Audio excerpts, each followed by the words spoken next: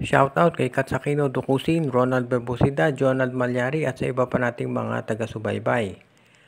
At ngayon, ang balita natin, ito raw TNT Tropang Giga ay interesado na makuha ito si Maverick Ahanmisi mula dito sa Barangay Hinebra. At ang tanong ngayon ay sino ang pwede nilang i-offer? Ang sabi ng iba, ino-offer daw nila ay itong si Mikey Williams. Pero ang tanong ay magiging sulit ba ito? Alam natin ito si Maverick Ahanmisi, isa siya doon sa mga reliable guards ng Barangay Hinebra ngayon. Pero Barangay Hinebra ba ay papayag na i-trade ito para dito kay Mikey Williams? Alam natin pagdating sa scoring, kayang tapatan ni Mikey itong si Maverick. Pero ang problema nga, merong hindi magandang reputasyon at attitude dito si Mikey Williams. Kaya hindi ito nagtagal dito sa TNT at ngayon ay ayaw pa rin maglaro doon dahil may contract dispute. So sa ngayon, kailangan natin i-considera kung ano ang gagawin ng Barangay Hinebra. For example, kung i-offer ng TNT si Mikey Williams for Maverick Ahanmisi, tatanggapin kaya nila to? Sa tingin ko, hindi nila tatanggapin yan.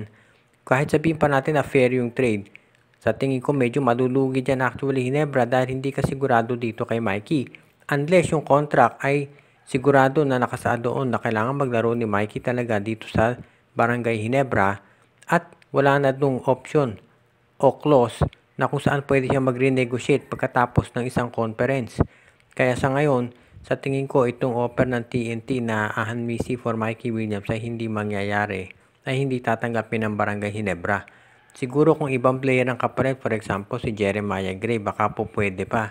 Pero kung si Maverick ang kapalit, baka hindi pumayag ang Hinebra dahil okay na yung nagiging laro nitong si Maverick dito sa Hinebra, gamay na niya yung sistema ni Coach Tim Cone. Sa ngayon, itong si Mikey Williams, problema pa rin niya ng TNT kung saan nila dadalhin ito at kung paano mareresolve ang sitwasyon. Ito nga bang Converge Fiber XS ay handa nang i-trade itong iba nilang pang mga players para lalong mapalakas yung lineup pag nakuha nila si Justin Baltazar sa darating na draft? Parang tinatawag na foregone conclusion o tanggap na ng lahat na si Baltazar ay mapupunta dito sa Converge. Pero kinakailangan pa nila ng iba pang players para mapalakas yung kanilang lineup. At ngayon ang tinitignan daw ay baka i-trade itong si Brian Santos at yung kabibigay lamang ng bagong kontrata na si Alex Stockton. Malamang ang mangyari daw baka sign and trade itong si Stockton. Binigyan nga ng bagong kontrata ng Converge. Ni-renew ito pero ite-trade din nila sa ibang koponan.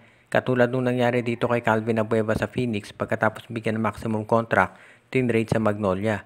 Dahil alam natin ngayon maraming mga teams ang gustong makakuha dito kay Alex Stockton at baka gamitin siya ng Converge na isang trade asset para makakuha ng first round pick. Kung sakaling magawa yan ng Converge, magkakaroon sila ng 2 first round pick sa darating na draft. Yung isa para makukuha ito si Justin Baltazar at yung isa naman ay para makakuha ng isa pang top player. At yan ang gagamitin nila para tulungan ito si Justin Arana. As it is ngayon ang Converge, sabi ng iba kukunti na lang yung trade assets nila dahil na-trade na. Pero tignan natin kung ano magiging plano dito si Coach Aldin Ayo. Dahil dito sa conference na to, no doubt eliminated na yung Converge. Imposible na sila makahabol at sa nilalaro nila ngayon, malamang ay mahirapan silang manalo kahit isang laro. Ganun pa man, itong next season na ang tinitignan ng Fiber XS kung saan makukuha nila of course si Baltazar dito sa draft. At masasabi rin natin na gagawa sila ng paraan para maging mas competitive yung kanilang lineup. Ngayon ito si Shawnee Winston, malamang matrade na rin yan either during this conference o pagkatapos nito.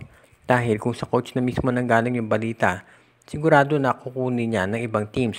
Ang tanong na lamang ay kung saan koponan mapupunta itong si Shawnee Winston.